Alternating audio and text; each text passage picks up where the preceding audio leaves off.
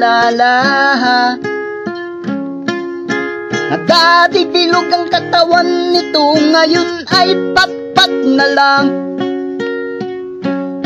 Sa labis niyang paninigarilyo, nalaglag ang katawan sa walang humpay na pag-inom ng alak. At ngayon siya'y may sakit na.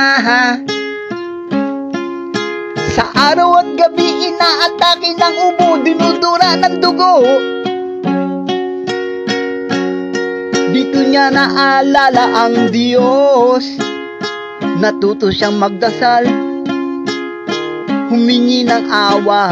O Diyos ko, pagalingin niyo po ako. Iwasan ko ng alak, sigarilyo. At dito niya nadama ang kanyang pagkakamali. Lumuha na lumuha.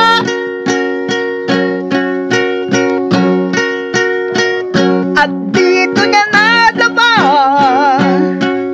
ang kanyang pagsisisi ay huli na.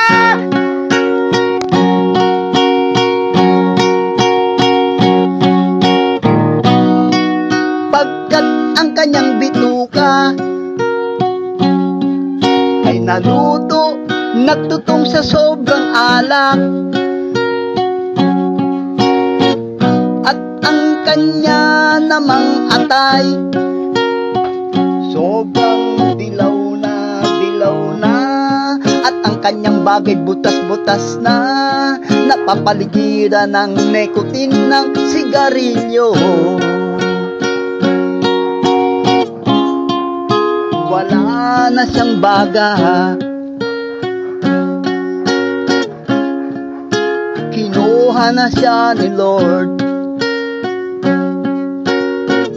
Ang abuso sa alak, sigarilyo. Alak, sigarilyo. Alak, sigarilyo. Alak, sigarilyo.